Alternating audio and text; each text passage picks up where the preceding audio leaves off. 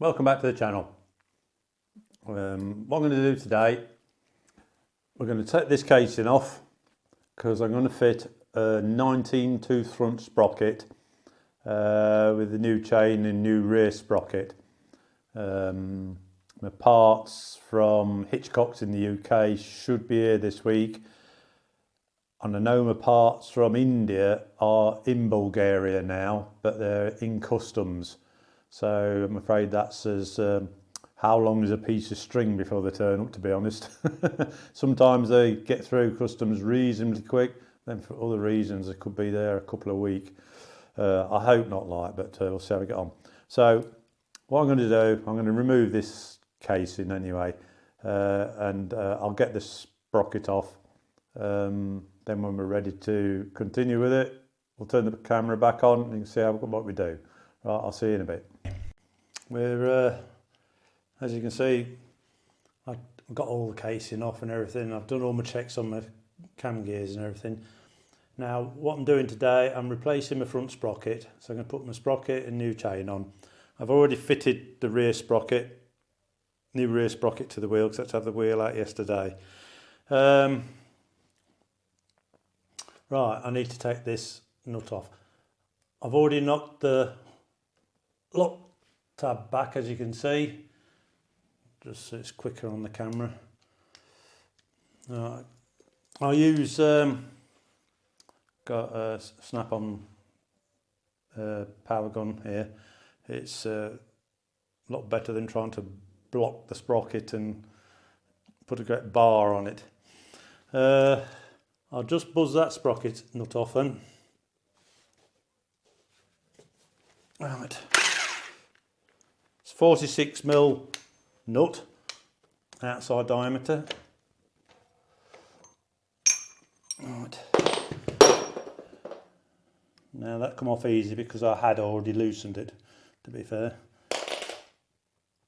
But this is 75 Newton meters, this nut on here, so it's quite tight. This is my new sprocket. I'm putting a 19 tooth sprocket on, where the Bullet as standard is 17 tooth, so going 2 teeth bigger on this. But the Classic, which is the same engine, same bike basically, that's 18. Now I've gone a little bit on what I've seen on YouTube, to be honest. Some people say it's a brilliant conversion. This knocks the revs down, so when you're travelling at a reasonable road speed, it's not vibrating so much. Other people say it pulls it back a bit on the big hills. Well, obviously I ride in the mountains and whatnot, and we've got plenty of big hills here. So I'm going to see how it goes. But I don't want it, as it was with the 17, it climbed the side of an house in top gear. It was just so low geared. You was basically not using any more in top gear than quarter throttle. Quarter throttle was, I was running at sort of 95 up to 100 kilometres an hour. But then it was just starting to vibrate quite a bit. But it seemed a bit ridiculous to me. It's still got 3/4 throttle left and it'd pull away, but the vibrations was pretty noticeable, shall we say. So by putting this on, it's should drop the revs. Now I know it drops the revs, they reckon 500 on the Classic. And that's an 18 tooth sprocket, where I've only got a 17, so I'm really low geared. So it could drop it about 1,000 RPM. We'll see. I'm just guessing, and I won't know anyway, really, to be honest, only by feeling my pants, because there's no rev counter on these anyway. Anyway, the sprocket is English sprocket. Got it from Hitchcock's. It's a Talon. A Talon is a top quality company. They make a lot of the trials bikes, motocross, enduro, all that sort of stuff. So it's really good quality sprocket. It's going to stand some hammer like. We won't get much hammer with me, sort of thing, but I'll put the sprocket on. You can see what I'm doing there.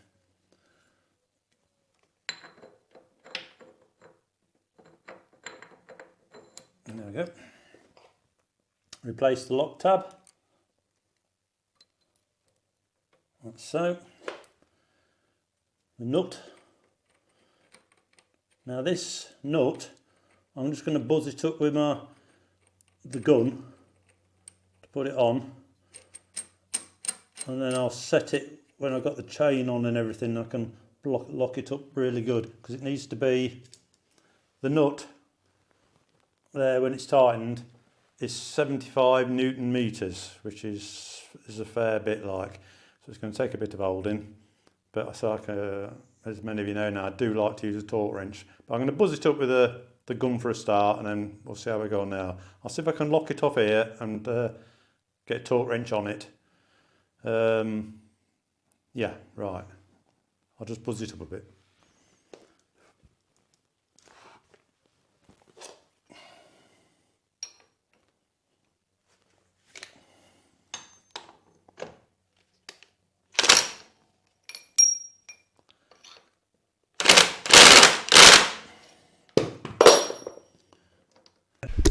Right, sprocket's in place.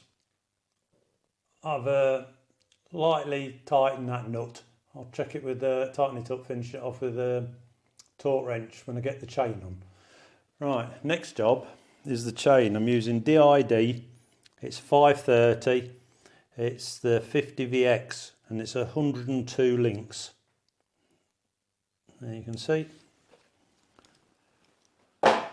Now, even though it's the biggest front sprocket, I think it better be. Its chain is just long enough, so I'm going to put the new chain on.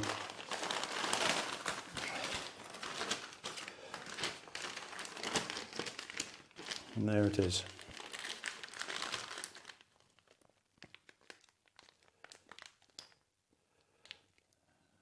Yeah, it's a root link on it,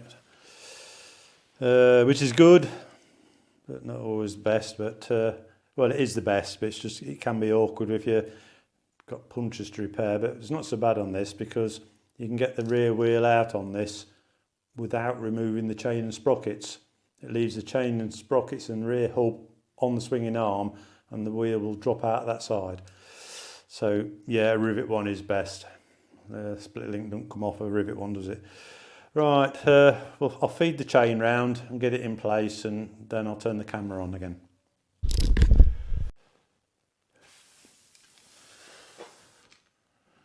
Right, I've torqued this nut up to 75 Newton meters. I'm going to knock the lock tab over now.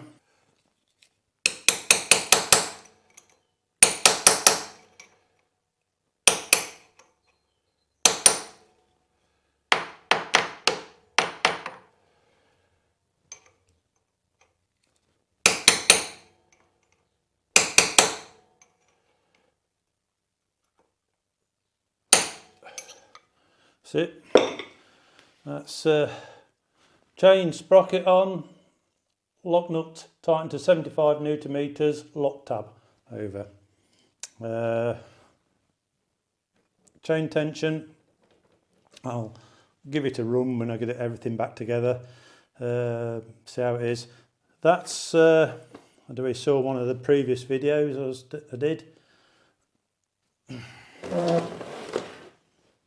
I made this nylon block that sits in here, so when the chain was slack it was digging into the frame actually, so I put that as a wear thing just in case, and that's the chain adjusted correctly, and as you can see it's not so far off it, but the nylon will not hurt the chain, and the chain will not hardly hurt the nylon.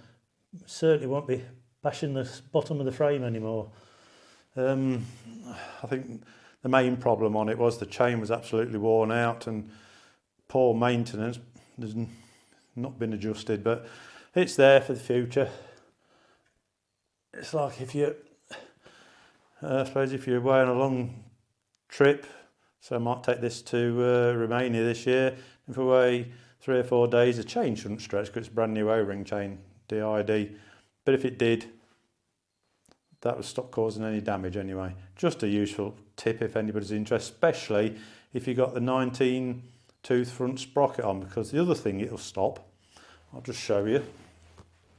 Because the front sprocket's bigger, the chain is so close, it is missing, so close to the kickstart shaft, this here.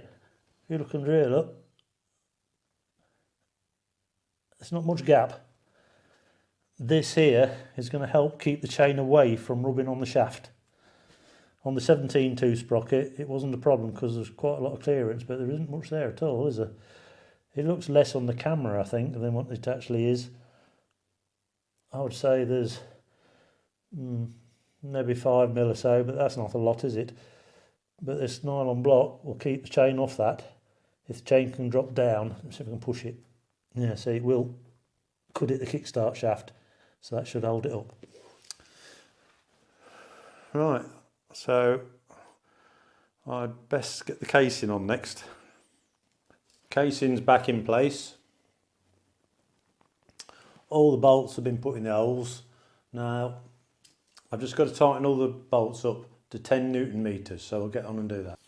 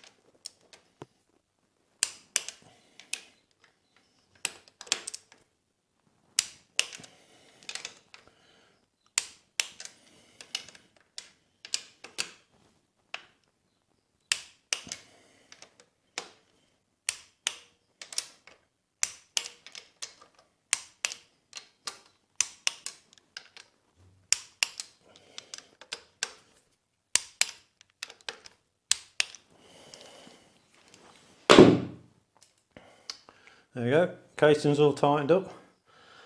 I'll put a new oil filter in here. Then I've got to fill it up with oil, but I've got other jobs to do first. I've got the kickstart to go on, footrests, brakes all to connect up. But that's basically the front sprocket in. Front sprocket, chain, rear sprocket. So it's a bit of a mishmash at the minute because this part's a bit awkward in some respects. If you want to do one job, you've got to take things off that reflects to 3 or 4 other jobs at the same time, and it makes it very difficult when I'm filming. Right, that's just coming on. I think my next job will be the air delete up here. That's going to be a separate video with all the piping, electrics and the tank off at the base. Right, well, I know it wasn't quite crystal clear this, but like I say, I've had to take so many things off to do all the jobs. But the video is okay for you. Please click like, thumbs up, please subscribe. Any comments down below and I'll answer what I can. See you again in the next video. Cheers.